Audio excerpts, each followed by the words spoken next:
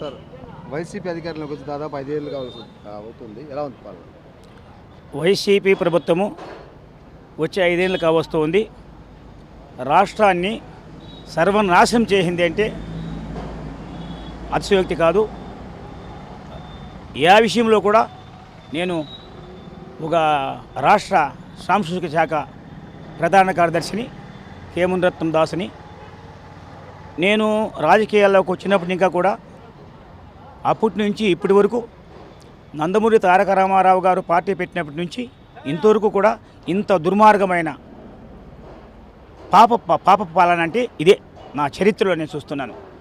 ఒక మహిళల విషయంలో కానీ, ఒక కళాకారుల విషయంలో కానీ, ఒక రైతు విభాగంలో కానీ, ఒక ఉద్యోగస్తుల విషయంలో కానీ, ఉద్యోగాలు ఇవ్వాలన్న విషయంలో కానీ నేను మాట తప్పను, మడమ తిప్పను అని చెప్పినటువంటి పెద్ద మనిషి ఈరోజు అపర చాణక్యుడు, అపర భగీరథుడైనటువంటి చంద్రబాబు నాయుడు గారిని పెద్ద మనిషి అని విమర్శిస్తూ ఆ ఆంధ్రనీవా కాలువని మహానుభావుడు అపర భగీరథుడు అక్కడి ఇంకా అన్ని వేల కిలోమీటర్లు కుప్పం దాకా కాలువ తవ్వి నీళ్లు దానమయ్య గారి పల్ల దాకా వదిలినటువంటి నిజమైన దేవుడు అపర భగీరథుడు చంద్రబాబు నాయుడు గారు.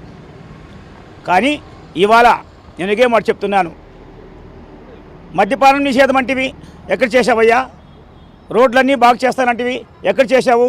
ఎస్సీలకు నా ఎస్సీలు, నా బీసీలు, నా ఎస్టీలు అని చెప్పి అందరినీ కూడా సర్వనాశనం చేసి వాళ్ళ కుటుంబాలంతా కూడా నాశనం చేసినటువంటి ఏకైక నాయకుడు, దరిద్రుడు ఎవడైనా ప్రపంచంలో ఉన్నాడా అంటే ఒక్క జగన్మోహన్ రెడ్డి తప్ప ఎవరు కాదు.